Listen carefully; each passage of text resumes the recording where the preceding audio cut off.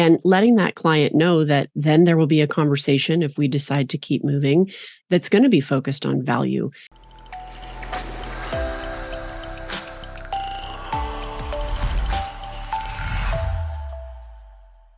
Hey everyone, I'm Shannyn Lee, Managing Director at Win Without Pitching, and I'm happy to be back with you today to answer another Ask Me Anything question.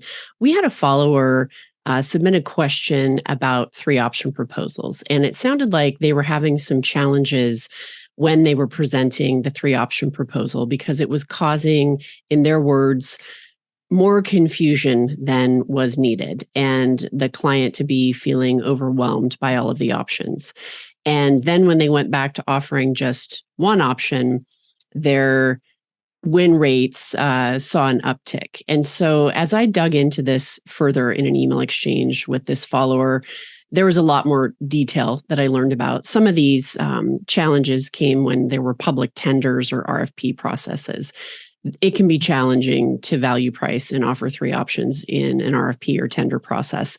I'm not going to get into that today, but what I want to speak to is setting expectations, because oftentimes if you get to what we call the closing meeting and you're presenting that 3-option proposal and that client to be is surprised or finds it overwhelming, it's likely because expectations haven't been set from the get-go in the sale, in the earlier conversations. And so it's really important to do that. It's really important to let the client know the first time you have contact with them that, hey, we have a process that we follow also to decide if we're a good fit to work together. And that process begins with a conversation where we're going to ask a lot of questions and learn more about the opportunity and learn more about your vision and talk about things like what kinds of funds have you allocated and more about the team who's going to be a part of making the decision and how you're going to make that decision, what the process is going to be. And letting that client know that then there will be a conversation if we decide to keep moving that's going to be focused on value. And coming out of that conversation, we're going to have the right kind of information to come back to you with options for how we might work together. And we'll walk through those options in the form of a very high level proposal. And so I think you can see what I'm doing here.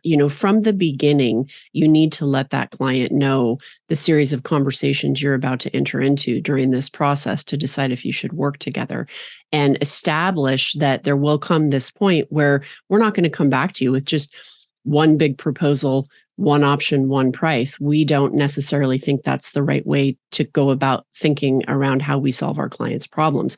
We do this in the form of a high-level proposal that includes 3 options that will give you some choice and give you some ideas around the different ways we can add value for your firm. And so I suspect there probably needs to be a little bit more setting of expectations about what's to come and really making sure that that client is super clear about your steps in the process, not just what their steps in the process might be. So I hope that's helpful for today. Thank you so much for the question that you submitted. And for the rest of you out there, feel free to hit us up on our YouTube channel and submit a question.